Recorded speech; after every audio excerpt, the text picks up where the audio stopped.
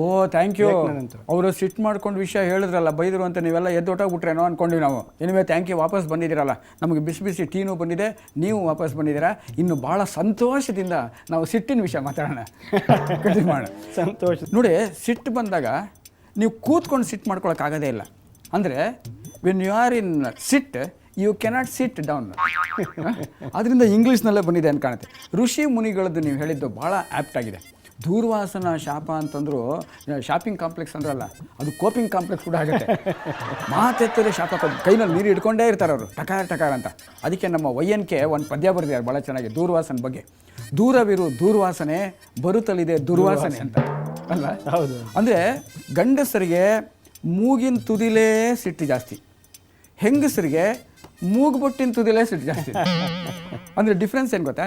ಮೂಗಿರೋವರೆಗೂ ನೆಗಡಿ ಇರುತ್ತೋ ಇಲ್ವೋ ಗೊತ್ತಿಲ್ಲ ಗಾದೆ, ಆದರೆ ಮೂಗಿರೋವರೆಗೂ ಸಿಟ್ಟಂತೂ ಡೆಫಿನೆಟ್ಲಿ ಇದ್ದೇ ಇರುತ್ತೆ. ಆದ್ದರಿಂದ ಮೂಗಿರೋವರೆಗೂ ಗಂಡಸರಿಗೆ ಯಾವಾಗಲೂ ಸಿಟ್ಟು. ನೀವು ಏನೇ ಮಾಡಿ ಅವ್ರಿಗೆ they will not be satisfied at all. ನನ್ನ ಫ್ರೆಂಡ್ ಒಬ್ಬ ಇದ್ದಾನೆ, ಗಿರೀಶ್ ಜಮದಗ್ನಿ ಅಂತ. ಸಿಕ್ಕಾಪಟ್ಟೆ ಸಿಟ್ಟು, ಮಾತಾಡ್ತಾರೆ. ಹೋಟ್ಲಿಗೆ ಹೋಗಿ ಕೂತ್ಕೊಂಡ್ರೆ ಸಾಕು. ಜಮದಗ್ನಿಗೆ ಸಿಟ್ಟಿಗೆ ಭಾಳ ಅಲ್ವಾ, ಭಾಳ ಗೋತ್ರದವ್ರಿಗೆಲ್ಲ ಸಿಟ್ಟು ಅಂತ. ಜಮದಗ್ನಿ ಗೋತ್ರದವ್ರಿಗೆ ಸಿಟ್ಟು ಜಾಸ್ತಿ. ಇವನು ಕೋಪ ಅಡಗಿಸೋಕ್ಕೆ ನಾವು ಏನೇನೋ ಟ್ರೈ ಮಾಡಿದ್ವಿ, ಆಗಲಿಲ್ಲ. ಅವ್ನು ಏನು ಗೊತ್ತಾ, ಸುಮ್ಮನೆ ಹೋಟ್ಲಿಗೆ ಹೋಗಿ ಕೂತ್ಕೊಂಡ್ರೆ 2x3 ಕಾಫಿ ತೊಗೊಂಬಾಪ ಅಂದ್ರೆ ಎಸ್ ಸರ್. ಅವ್ನು ಆ ಕಡೆ ಹೋಗ್ತಾ ಇದ್ದಾನೆ, ಎಷ್ಟೊತ್ತ್ರಿ ಅಂತ. ನೀನು ಹೋಗೇ ಇಲ್ಲ ಅವನು. ಎಷ್ಟೊತ್ತಿಗೆ ಕಾಫಿ ತೊಗೊಂಬಾರ್ದು ಸರ್? ಹೋಗ್ತೀನಿ ಸರ್. ನೋಡು, ಕಾಫಿ ಬಿಸಿ ಇರಬೇಕು, ಗೊತ್ತಾಯ್ತಾ? ಬಿಸಿ ಕಾಫಿ ಇಲ್ಲದೇ ಇದ್ರೂ ಪರವಾಗಿಲ್ಲ, ಬಿಸಿ ಇರಬೇಕು. ಹಿಂಗೆ ಏನು ಮಾಡೋದು ನನಗೆ? ಅವನಿಗೆ ಒಂದ್ಸಲಿ ಯಾತಕ್ಕೆ ಇಷ್ಟು ಸಿಟ್ ಮಾಡ್ಕೊಡ್ತೀಯಾ? ಈಗ ನೋಡಿ, you are going to lose all your friends, relatives etcetera, it is very bad ಅಂದೆ ನಾನು. ನೋಡಿ, ನಮ್ಮದೇನು ತಪ್ಪಿಲ್ಲ. ಅದು ಯಾಕಾಗಿದೆ ಅಂದರೆ ನಮ್ಮ ವಂಶನೇ ಜಮದಗ್ನಿ ವಂಶ. ಹಾಗಾಗಿ ಜಮದಗ್ನಿ ಯಾರು ಗೊತ್ತಾ? ನಮ್ಮ ಅಪ್ಪ ಇದ್ದಾರಲ್ಲ, ಅವ್ರ ತಾತ ಇದ್ದಾರಲ್ಲ, ಅವರ ಮುತ್ತಾತನ ಕೋಲ್ತಾತನ ಮೊದಲನೇ ತಲೆಯವರು ಜಮದಗ್ನಿ. ಹಾಗಾಗಿ ನಮಗೆ ವಂಶ ಪಾರಂಪರ್ಯವಾಗಿ ಸಿಟ್ಟು ಬಂದಿದೆ. ಅದರಿಂದ ಏನು ತಪ್ಪೇನಿಲ್ಲ ಅಂತ. ಏನಾದರೂ ಮಾಡಿ ಇವ್ನು ಅಡಗಿಸ್ಬೇಕು ಅನ್ನುವಾಗ, ಹೌದಾ, ಜಮದಗ್ನಿಗೆ ಸಿಟ್ಟು ಅಂತ ಅದಕ್ಕೋಸ್ಕರ ನೀವು ಹೆಲ್ಪ್ ಮಾಡ್ತೀರಾ. ಜಮದಗ್ನಿ ಮಗ ಏನು ಮಾಡ್ದ ಗೊತ್ತಾ? ಸಿಟ್ಟಿಂದ, ಅವ್ರ ಅಪ್ಪನ ಸಿಟ್ಟಿಂದ ತಾಯಿ ತಲೆ ಕಡ್ದ ಅಲ್ವಾ? ಹೌದು. ಪರಶುರಾಮ. ಹೌದು. ಸೊ ಸಿಟ್ಟಿನ ಭರದಲ್ಲಿ ಮೂಗು ಕುಯ್ಕೊಳ್ತಾರೆ ಅಂತಾರಲ್ಲ, ತಾಯಿ ತಲೆ ಕಡಿಯುವಂಥ ಸಿಟ್ಟನ್ನು ನಾವು ಕ್ಲೈಮ್ ಮಾಡ್ಕೋಬೇಕಾ ಒಳ್ಳೆಯದು ಅಂತ. ಸೊ ಆದ್ದರಿಂದ ಆವತ್ತಿಂದ ಕಡಿಮೆ ಮಾಡಿ ಸಿಟ್ಟಿನಿಂದ ಆಗೋ ಅನಾಹುತಗಳ ಬಗ್ಗೆ ನಾವು ಎಚ್ಚರಿಕೆ ಕೊಡಬೇಕೇ ಹೊರತು ಸಿಟ್ಟೇ ಚೆನ್ನಾಗಿರುತ್ತೆ, ಓಕೆ ಇರುತ್ತೆ. ಹೆಂಗಸರಿಗೆ ಕೋಪದಲ್ಲಿ ಇನ್ನೊಂದು, ನೀವು ಕವಿ ಆದ್ದರಿಂದ ನಿಮ್ಮ ಬಗ್ಗೆ ನನಗೊಂದು ಅಬ್ಜೆಕ್ಷನ್ ಇದೆ. ಏನಂದರೆ, ಈ ಕವಿಗಳು ಮತ್ತು ಈ ಪ್ರೇಮಿಗಳೇ ಹೆಂಗಸರಿಗೆ ಸಿಟ್ಟು ಬರ್ಸೋದಕ್ಕೆ ಕಾರಣ. ಯಾಕೆಂದರೆ ಹೆಂಗಸರು ಬೇಸಿಕಲಿ ಬ್ಯೂಟಿ ಕಾನ್ಷಿಯಸ್. ನಾವು ಏನಿದ್ರು ಚೆನ್ನಾಗಿ ಕಾಣಿಸ್ಬೇಕು ಅಂತ ಆಸೆ ಪಡ್ತಾ ಇರ್ತಾರೆ. ನೀವೆಲ್ಲ ಡೈಲಾಗ್ ಹೇಳೋದೇನು, ಆಹಾ ನೀನು ಕೋಪದಲ್ಲಿದ್ದಾಗ ತುಂಬ ಸುಂದರವಾಗಿ ಕಾಣಿಸ್ತೀಯ ಅಂತ ಹೇಳೋದ್ರಿಂದ ನಾವು ಸಿಟ್ಟು ಮಾಡ್ಕೊಳ್ಳೋದು. ಹೆಂಗಸರ ಕೋಪದಲ್ಲಿ ಬೇರೆ ಬೇರೆ ರೀತಿಯ ಕೋಪಗಳಿರುತ್ತೆ. ಒಂದು ಹುಸಿ ಕೋಪ ಅಂತ ಇರುತ್ತೆ, ನಾವು ಕವಿಗಳು ವರ್ಣಿಸೋದು ಆ ಹುಸಿ ಕೋಪನ್ನ. ಆ ಹುಸಿ ಕೋಪದಲ್ಲಿ ಹೆಂಗಸು ಭಾಳ ಚೆನ್ನಾಗಿ ಕಾಣ್ತಾಳೆ. ನಾನೇ ಒಂದು ಕಡೆ ಹೇಳಿದ್ದೇನೆ, ಗಂಜಿ ಊಟಕ್ಕೆ ನಂಜಿಕೊಂಡಂತೆ ಹಸಿ ಮೆಣಸು, ಗಂಜಿ ಊಟಕ್ಕೆ ನಂಜಿಕೊಂಡಂತೆ ಹಸಿ ಮೆಣಸು, ಪ್ರಿಯೇ ನಿನ್ನ ಹುಸಿ ಮುನಿಸು ಅಲ್ವಾ? ಆ ಹುಸಿ ಮುನಿಸು ಒಂಥರ ಬೇಕಾಗುತ್ತೆ. ಈ ಗಂಡ ಹೆಂಡತಿ ಜೀವನ ಹೆಂಗಿರುತ್ತೆ ಅಂತಂದರೆ, ಆರಂಭದಲ್ಲಿ ಭಾಳ ಚೆನ್ನಾಗಿರುತ್ತೆ, ಭಾಳ ಪ್ರೀತಿ. ಅವ್ನು ನೋಡಿದ್ರೆ ಇವಳಿಗೆ ಪ್ರೀತಿ, ಇವ್ನು ನೋಡಿದ್ರೆ ಅವ್ನ ಪ್ರೀತಿ, ಸಿಟ್ಟಿಗಲ್ಲಿ ಜಾಗವೇ ಇಲ್ಲ. ಆರಂಭದಲ್ಲಿ ಪ್ರೀತಿ ಹೆಚ್ಚಾಗಿ ಲವ್, ಆರಂಭದಲ್ಲಿ ಪ್ರೀತಿ ಹೆಚ್ಚಾಗಿ ಲವ್, ಬರಬರುತ್ತಾ ಕೋಪ ಹೆಚ್ಚಾಗಿ ಬೌ. ಅದೇ ವ್ಯತ್ಯಾಸ ನೋಡಿ. ಸೊ ಈ ಗಂಡ ಹೆಂಡತಿ ಜಗಳ ಏನಾಗುತ್ತೆ ಅಂದರೆ, ಅಲ್ಲಿ ಜಗಳ ಆಗುತ್ತೆ, ಸಿಟ್ಟಾಗುತ್ತೆ, ಸಿಟ್ಟಿಂದ ಜಗಳ ಆಗುತ್ತೆ, ಜಗಳ ಆಯ್ತಲ್ಲ ಅಂತ ಮತ್ತೆ ಸಿಟ್ಟು ಬರುತ್ತೆ, ಹೀಗೆಲ್ಲ ಆಗುತ್ತೆ. ಆದರೂ ಕೂಡ ಅದನ್ನು ನಾವು ಗಂಭೀರವಾಗಿ ತಗೋಬೇಕಾಗಿಲ್ಲ.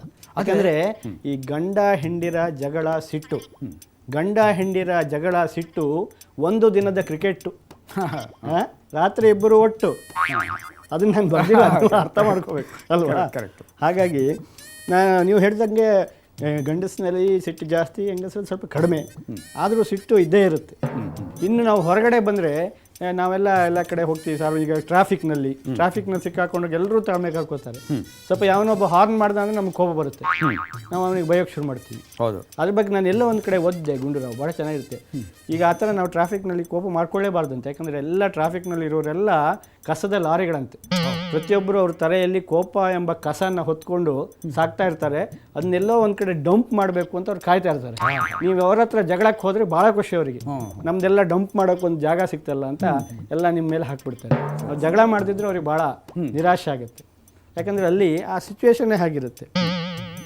ಇನ್ನೂ ಒಂದು ನನ್ನ ಗೆಳೆಯರೊಬ್ಬರು ರಮಾನಂದ ಕಾಮತ್ ಅಂತ ಭಾಳ ಹಾಸ್ಯ ಭಾಷಣಕ, ಅವ್ರು ಹೇಳಿದ ಒಂದು ಘಟನೆ ನನ್ನ ನೆನಪಾಗುತ್ತೆ. ಅವರು KEBಯಲ್ಲಿ ಕೆಲಸ ಮಾಡ್ತಾಯಿದ್ರು.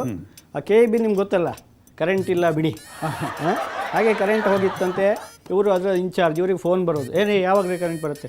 ಇನ್ನೊಂದು ಅರ್ಧ ಗಂಟೆಲಿ ಬರುತ್ತೆ. ಅರ್ಧ ಗಂಟೆಲಿ ಫೋನ್ ಮಾಡಿ, ಏನ್ರಿ ಅರ್ಧ ಗಂಟೆ ಆಯಿತು ಬರಲಿಲ್ಲಲ್ಲ? ಇಲ್ಲ ಖಂಡಿತ ಇನ್ನೊಂದು ಅರ್ಧ ಗಂಟೆಲಿ ಬರುತ್ತೆ. ಪುನಃ ಅರ್ಧ ಗಂಟೆ, ಎಂತ ಅದು ಮಾರ್ರೆ ಅರ್ಧ ಗಂಟೆ ಆಯಿತು ಇನ್ನೂ ಕರೆಂಟ್ ಬರಲಿಲ್ಲಲ್ಲ? ಬರುತ್ತೆ ರೀ ಇನ್ನು 15 ನಿಮಿಷದಲ್ಲಿ ಗ್ಯಾರಂಟಿ ಬರುತ್ತೆ. ಆಗ ಗಿರಾಕಿ ಹೇಳಿದಂತೆ, ನೋಡಿ 15 ನಿಮಿಷದಲ್ಲಿ ಬರುತ್ತಲ್ವಾ? ಬರುತ್ತೆ, ಬಾರದೆ ಹೋದರೆ ಮುಂದಿನ ಕ್ರಮ ಕೈಗೊಳ್ತೀನಿ ಅಂದ. ಇವ್ರಿಗೆ ಭಾಳ ಭಯ ಆಯಿತು. ಸರಿ ಹೆಂಗೋ ಮಾಡಿ 15 ನಿಮಿಷ ಕರೆಂಟ್ ಕೊಟ್ಟರು. ಮರುದಿವಸ ಅದೇ ರೀತಿ ಆಯಿತು.